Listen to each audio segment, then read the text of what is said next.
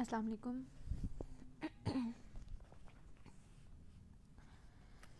मेरी आवाज़ क्लियर आ रही है?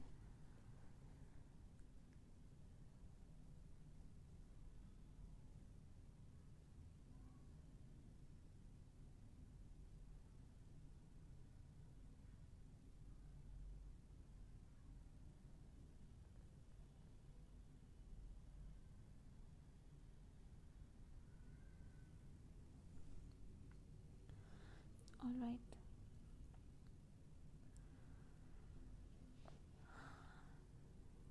वेट कर लेते हैं 3-4 मिनट, बाकी लोग भी आ जाएं, उसके बाद फिर हम स्टार्ट करते हैं।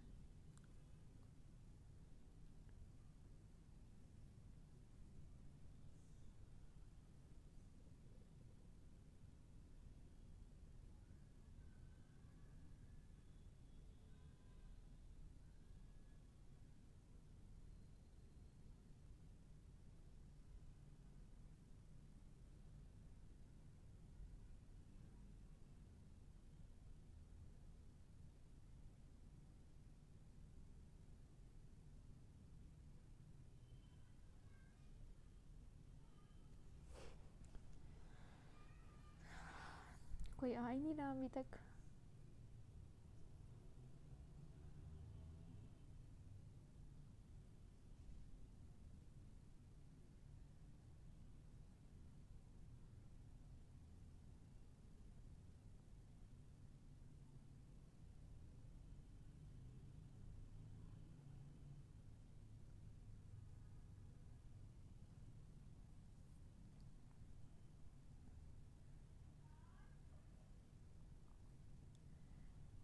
तब तक आप बताएं कैसे हैं आप लोग?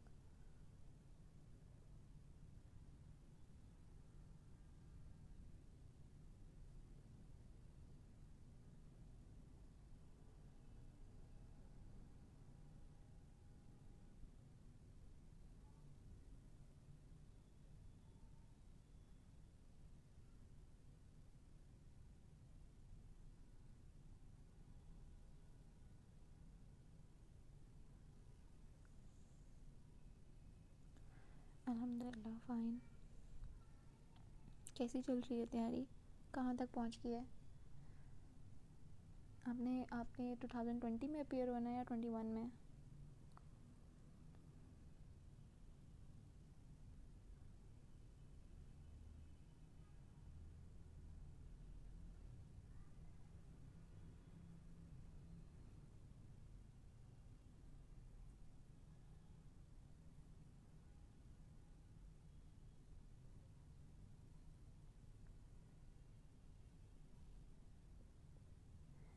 इंशाल्लाह। चलें, बेस्ट ऑफ लक।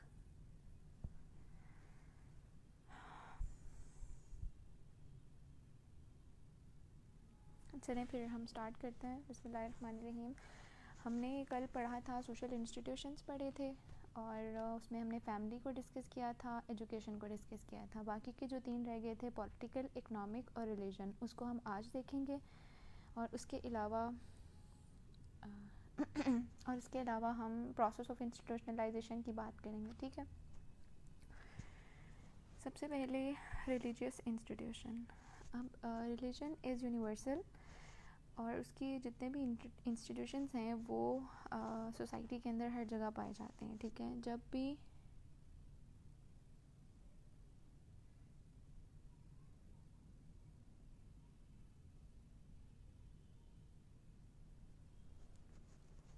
जब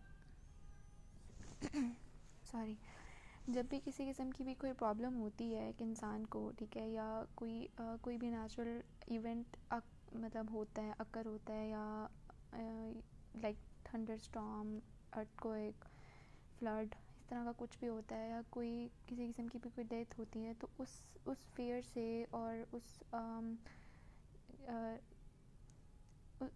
फियर से निकलने के लिए हमें जो है वो हमें रिलीजन की ज़रूरत पड़ती है, अपने साइकिक रिलीफ के लिए, अपनी एडजस्टमेंट के लिए। तो जो रिलीजियस इंस्टीट्यूशन है, इसको इस तरह से डिफ़ाइन किया जाता है कि वो institution that is concern with profane and secret things, उसको हम रिलीजियस इंस्टीट्यूशन कहते हैं। वालेकुम अस्सलाम। अब जो मेजर रिलीजियस इंस्टीट्यूशंस हैं वो हमारे पास मदरसाज हैं, मोस्क्स हैं, बैतुल्ला और दूसरे अदर इंस्टीट्यूशन जो डील कर रहे हैं रिलीजियस एक्टिविटीज़ के साथ, ठीक है।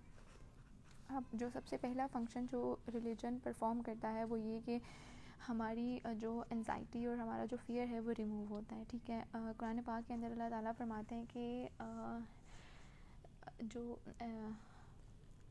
मफ़हूम है आयत का कि अपने रब की रहमत से मायूस तो गुमराह लोग ही हुआ करते हैं। तो इस्लाम जो है वो हमें हमारी फेलियर में होप देता है, ठीक है। तो जिससे हमारी जो है वो एंजाइटी रिमूव होती है। हमें इस बात का हुक्म दिया गया है कि भाई हमने पेशेंस और नमाज से जो है वो अपनी मतलब मदद लेनी है। अल्लाह ताला ने फरमाया कि इन्नल्लाह मअस-साबिरीन, इंडीड अल्लाह is with those who seeks patience, ठीक है। तो क्या होता है कि कुरान पाक की तिलावत से, नमाज अदा करने से और पेशेंस को बरकरार रखने से क्या होता है, हमारे जो फ़ियर है, हमारे जो एंजाइटीज़ हैं वो रिमूव होते हैं और एक पीसफुल लाइफ जो है वो हम गुजारते हैं। टॉपिक बच्चे जो हमने कल सोशल इंस्टीट्यूशंस पढ़े थे, 2 पढ़े थे, बाकी के जो 3 हैं वो हम पढ़ रहे हैं। रिलीजियस इंस्टीट्यूशन अभी हम पढ़ रहे हैं, बाकी 2 बाद इसके बाद देखते हैं। वालेकुम अस्सलाम सर।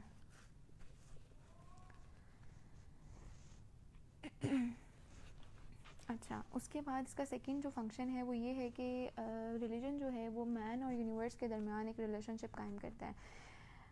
हमें जो है वो रिलीजन के थ्रू पता चलता है कि किस तरह से हमने यूनिवर्स को देखना है, उसको जानना है और किस तरह से हमने जो भी उसके अंदर रिसोर्सेज हैं उसको यूटिलाइज़ करना है ह्यूमैनिटी की वेलफेयर के लिए।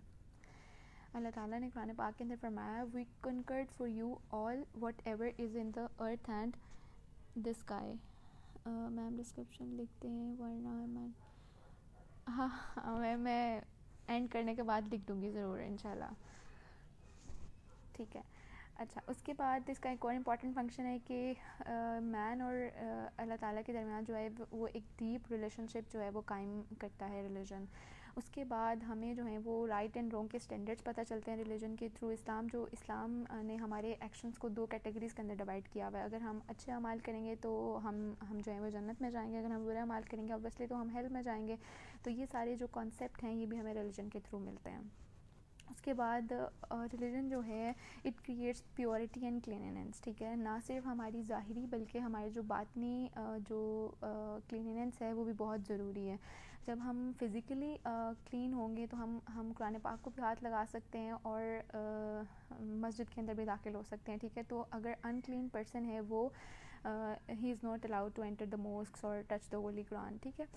उसके अलावा इसका एक और फंक्शन है कि ये बेसिकली एक खुद जैसे हमने पहले बात की थी एजुकेशनल इंस्टीट्यूशन की, वो एक इटसेल्फ एक सोशलाइजेशन इंस्टीट्यूशन है।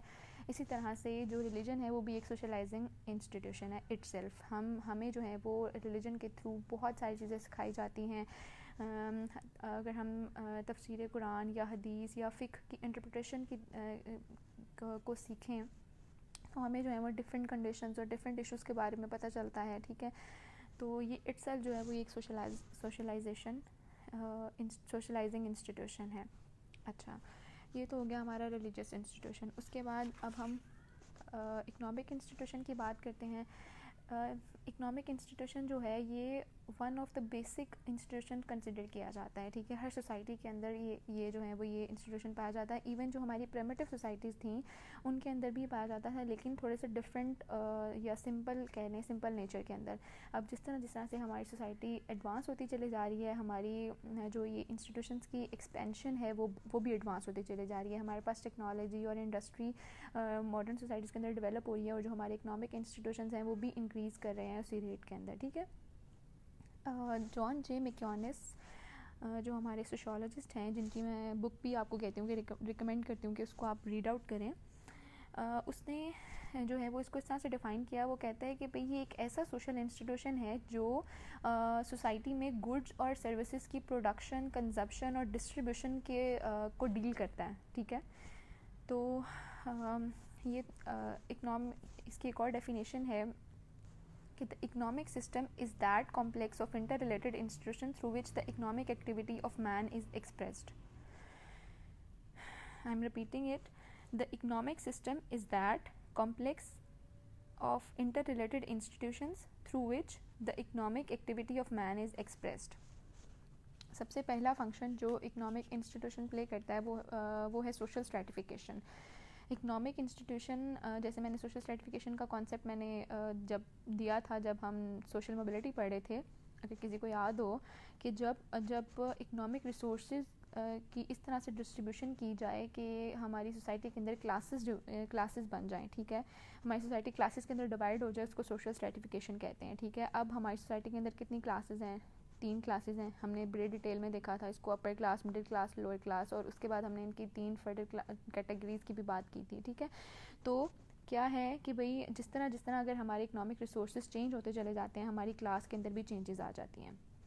उसके बाद इकोनॉमिक रिसोर्सेज जो हैं वो हमें पावर और अथॉरिटी प्रोवाइड करते हैं अपने होल्डर्स को, ठीक है, हमें मतलब अगर होल्डर्स को, ठीक है।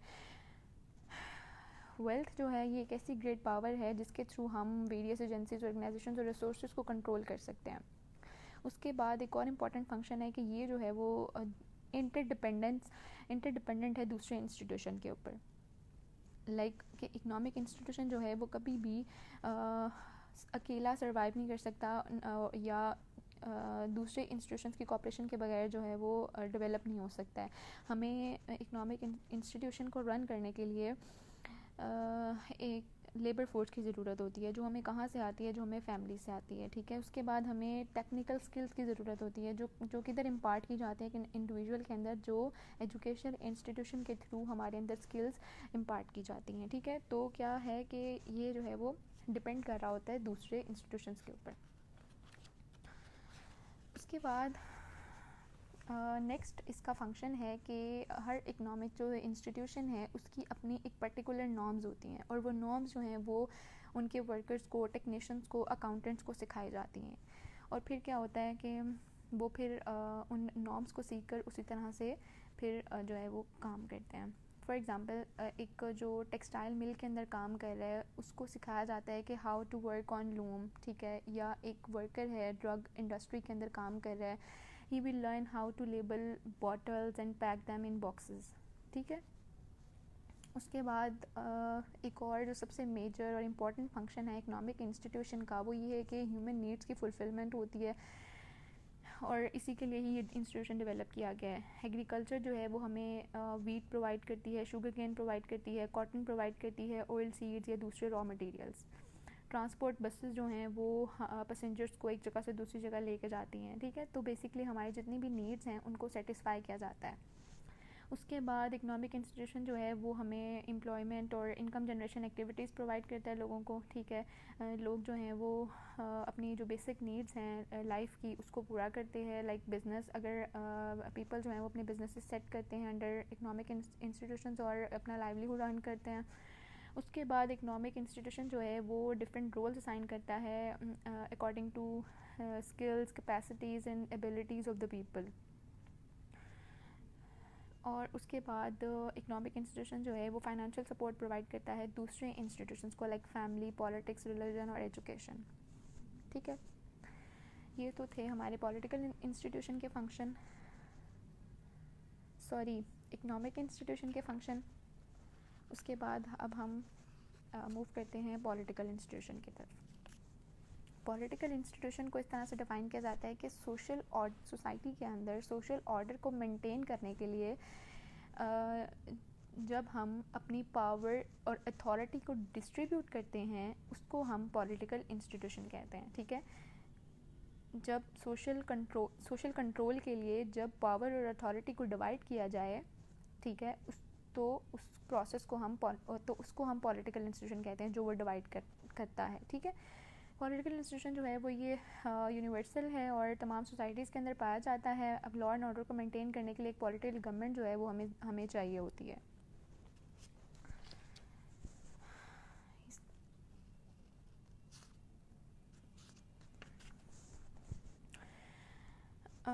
सबसे पहला जो फंक्शन है, जो एक मेजर और इम्पॉर्टेंट फंक्शन है पॉलिटिकल इंस्टीट्यूशन का, वो ये है कि ये जो है वो ये रेगुलेट करवाता है रिलेशनशिप को विद इन अ सोसाइटी। अब जो हमारे सोसाइटी के जो भी कस्टम्स हैं, जो भी ट्रेडिशंस हैं, ठीक है, वो एक लिमिटेड एक्सटेंट तक होते हैं, ठीक है, और वो किसी भी फॉर्मल सिचुएशन या फॉर्मल इवेंट्स के अंदर जो है वो इंटरप्रेट नहीं किए जा सकते हैं, हमारे जो कस्टम्स और ट्रेडिशंस होते हैं, ठीक है। उसके लिए फिर हमें उस या किसी भी फॉर्मल सिचुएशन या किसी भी प्रॉब्लम के अंदर हमें फिर लॉज की ज़रूरत पड़ती है, ठीक है। तो फिर लॉज आते हैं और फिर मतलब लॉज की ज़रूरत पड़ती है और फिर क्या होता है कि हमारी प्रॉब्लम जो है वो सॉल्व होती है। जो भी लोगों के दरमियान एक सोसाइटी में रहते हुए लोगों के दरमियान जो भी सोशल रिलेशन होते हैं वो रूल्स एंड रेगुलेशंस के बगैर कभी भी मेंटेन नहीं हो सकते हैं। तो इसका मतलब हुआ कि भाई जो लॉज हैं वो हमारे बिहेवियर्स को गवर्न करते हैं and we are control by the legal machinery of political institutions. फिर उसके बाद इसका एक और फंक्शन है कि जो स्टेट है वो हमें प्रोवाइड करती है एजुकेशन, हेल्थ और पोस्टल सर्विसेज की facilities, water supply, gas supply, electricity supply, care of insane, handicap, criminals, ठीक है। ये सारी जो फैसिलिटीज़ हैं ये सारी कौन प्रोवाइड करता है? ये स्टेट प्रोवाइड करती है, ठीक है। तो इसका फंक्शन हुआ कि भाई वेलफेयर वर्क जो है वो भी करती है। उसके बाद डिफेंस अगेंस्ट फॉरेन डेंजर, किसी भी फॉरेन अटैक के की सूरत में जो स्टेट है वो अपने लोगों को प्रोटेक्ट करती है, अपने लोगों को डिफेंड करती है, ठीक है। लोगों की प्रॉपर्टी, लोगों की लाइफ, लोगों के honour of the people are saved at any cost. तो ये गवर्नमेंट की ड्यूटी होती है कि वो अपने सिटीजन्स को प्रोटेक्ट करे फ्रॉम फॉरेन इन्वेडर्स। उसके बाद सोशल कंट्रोल को क्रिएट करना, सोशल ऑर्डर को मेंटेन करने के लिए जो है वो एक पॉलिटिकल इंस्टीट्यूशन जो है वो इम्पॉर्टेंट रोल प्ले करता है। अब जो लॉज हैं वो जो अब जैसे हमें पता है कि हमारी जो हमारे 3 पिलर्स हैं, एक लेजिस्लेशन, एक जुडिशरी और एक एग्जीक्यूटिव, ठीक है। अब लेजिस्लेचर में क्या होता है कि लॉज बनते हैं, जुडिशरी क्या करती है उन लॉज की अगर वायलेशन हो रही है तो उसके ऊपर पनिश करेगी और एग्जीक्यूटिव जो है वो उन लॉज को इन्फोर्स कराएगा, ठीक है। तो ये जो 3 पिलर्स हैं ये जो है वो ये अपना अपना रोल प्ले करते हैं सोशल ऑर्डर को और सोशल ऑर्डर को मेंटेन करने के लिए और सोशल कंट्रोल के लिए, ठीक है। उसके बाद पॉलिटिकल इंस्टीट्यूशन जो हैं they are responsible for organising elections between political parties, ठीक है। उसके बाद लेजिस्लेशन, जैसे मैंने भी पहले बात की कि भाई पॉलिटिकल इंस्टीट्यूशन जो हैं वो लॉज बनाते हैं और उसके बाद फिर उन लॉज को इम्प्लीमेंट करवाया जाता है according to the need. Laws बनाए जाते हैं according to the needs of the country और उसके बाद उन लॉज की इम्प्लीमेंटेशन भी जो है वो एक इम्पॉर्टेंट फंक्शन है। जो पुलिस, कोर्ट, एडमिनिस्ट्रेशन और जेल्स जो हैं वो अपना अपना रोल प्ले करती हैं इस हवाले से। उसके बाद जो अदर इंस्टीट्यूशंस हैं हमारे इकोनॉमिक, रिलीजन, एजुकेशन, फैमिली, ये जो हैं वो इनके फंक्शन को भी इवैल्यूएट कौन करता है? Political institution. यहाँ तक तो हो गया हमारा पॉलिटिकल इंस्टीट्यूशन। उसके बाद हमारे पास इस टॉपिक के अंदर एक और सब टॉपिक है प्रोसेस ऑफ इंस्टीट्यूशनलाइजेशन।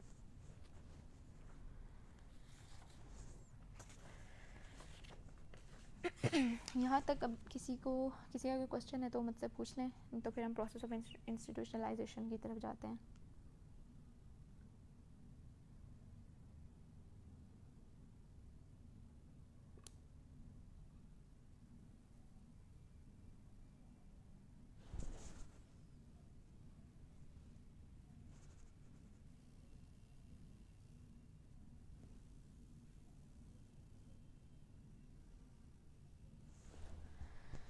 जल्दी जल्दी से कमेंट्स में बता दें।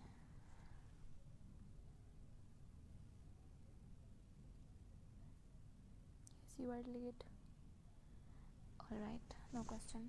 अच्छा, प्रोसेस ऑफ इंस्टीट्यूशनलाइजेशन क्या होता है कि किसी भी आइडिया या किसी भी कॉन्सेप्ट को जब किसी सोशल सिस्टम, सोसाइटी या ऑर्गेनाइजेशन के अंदर इम्बेड करना होता है, उस प्रोसेस को हम कहते हैं process of institutionalisation,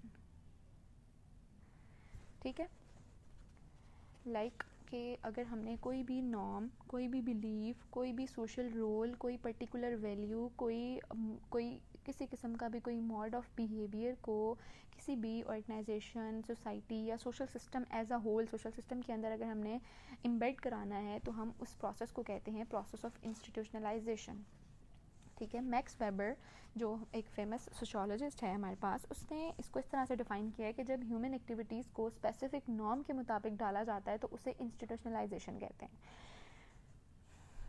Horton and Hunt ने इसको इस तरह से डिफ़ाइन किया है, वो कहते हैं कि इंस्टीट्यूशनलाइजेशन का मतलब है कि भाई जो भी हमारा जो स्पॉन्टेनियस बिहेवियर है कि हम एकदम से जो भी हम ये रवैया अगर रखते हैं कि कुछ भी बोल देते हैं, अगर फॉर एग्जांपल एकदम से जो हमारा स्पॉन्टेनियस बिहेवियर है उसको रिप्लेस करना है उस बिहेवियर के साथ जो हमसे उस सिचुएशन के अंदर एक्सपेक्ट किया जा रहा होता है, ठीक है, या जो प्रिडिक्टेबल होता है, जो भी एक्सपेक्टेड या जो हमारा नॉर्म या बिहेवियर होता है उसके साथ अगर हम उसको रिप्लेस कर देते हैं तो इसका मतलब है कि वी आर इंस्टीट्यूशनलाइज, ठीक है। उस प्रोसेस को हम कहते हैं इंस्टीट्यूशनलाइजेशन। H.M. जॉनसन ने एक सोशियोलॉजिस्ट था, उसने कहा कि किसी भी अगर सोशल नॉर्म को हमने एक पर्टिकुलर सोशल सिस्टम के अंदर इंस्टीट्यूशनलाइज कराना है ना, तो उसके लिए हमारे पास जो 3 कंडीशंस हैं इनका पूरा होना बहुत ज़रूरी है। पहली कंडीशन ये है कि जब लार्ज नंबर ऑफ़ पीपल उस नॉर्म को एक्सेप्ट कर लेते हैं, जिस नॉर्म को हमने इंस्टीट्यूशनलाइज कराना है उस नॉर्म को जब लोग एक्सेप्ट कर लेते हैं, एक लार्ज नंबर ऑफ़ पीपल, तो पहली कंडीशन ये है। दूसरी कंडीशन ये है कि जब उस नॉर्म को सीरियसली लिया जाता है और उसको जो है वो एक और नंबर ऑफ़ पीपल उसको जो है वो इंटरनलाइज कर लें उस नॉर्म को। थर्ड कंडीशन ये है कि when the norm is sanctioned, तो फिर क्या होगा कि भाई वो जो नॉर्म है वो एक पर्टिकुलर सोशल सिस्टम के अंदर इंस्टीट्यूशनलाइज हो जाएगी, ठीक है। फॉर एग्जांपल जो यूज़ ऑफ कॉन्ट्रासेप्टिव मेथड्स, ये जो है वो ये पाकिस्तान के अंदर अभी उस तरह से इस चीज़ को रिकग्नाइज़ नहीं किया गया, इस चीज़ को एक्सेप्ट नहीं किया गया, ठीक है, एज़ कम्पेयर टू अगर हम वेस्ट की बात करें। इसके अलावा प्री मैरिटल अफेयर्स, पाकिस्तान के अंदर भी इसकी एक्सेप्टेंस नहीं है, इसकी एक बिल्कुल नहीं है एक्सेप्टेंस, ठीक है। और जबकि अगर हम अमेरिका में जाएं, अमेरिकन कल्चर में देखें या किसी भी और जगह पे, वहाँ पर जो है वो ये चीज़ जो है वो बिल्कुल एक्सेप्टेबल है और ओके है। तो जब इस अब यूज़ ऑफ कॉन्ट्रासेप्टिव मेथड्स को किस तरह से हम इंस्टीट्यूशनलाइज करेंगे अपनी सोसाइटी के अंदर, जब ज़्यादा सारे लोग इसको एक्सेप्ट कर लेंगे और जब इसको सीरियस लेना शुरू कर देंगे और इंटरनलाइज करेंगे, और जब ये जो है वो अथॉरिटेट या सैंक्शनड हो जाएगी, ठीक है।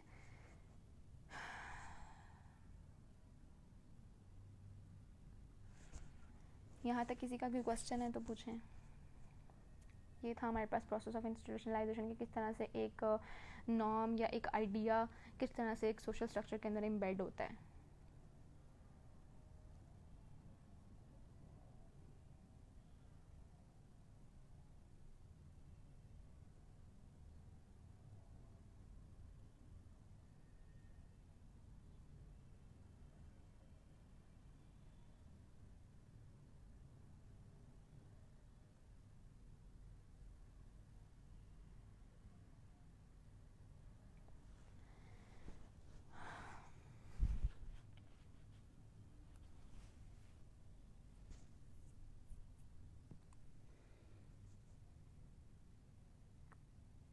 जल्दी रिस्पॉन्स किया करें,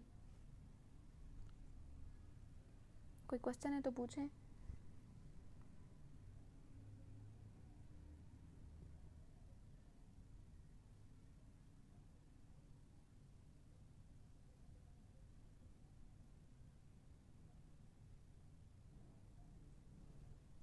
इसके बाद हमारे 4 टॉपिक्स रह गए हैं।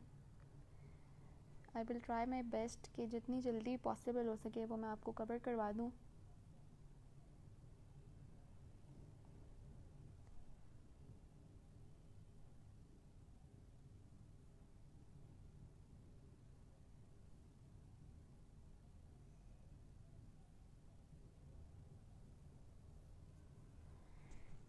जल्दी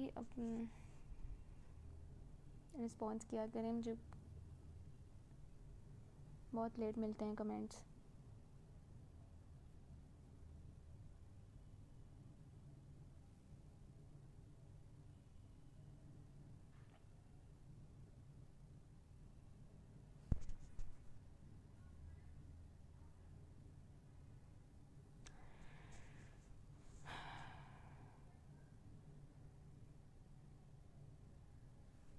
Sanction means when the certain member of society are expected to be guided by the norm in a particular situation, तो उसको हम कहते हैं sanctioned.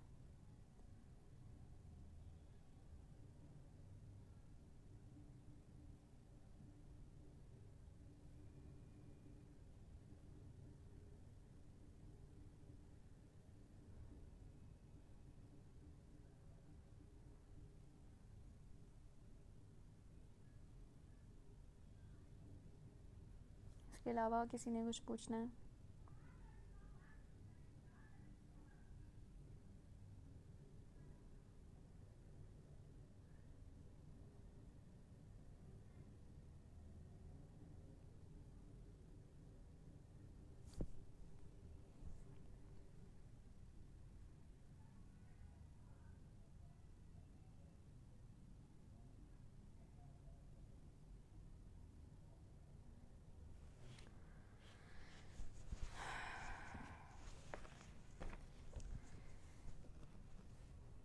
चलिए अब इंशाल्लाह फिर नेक्स्ट लेक्चर में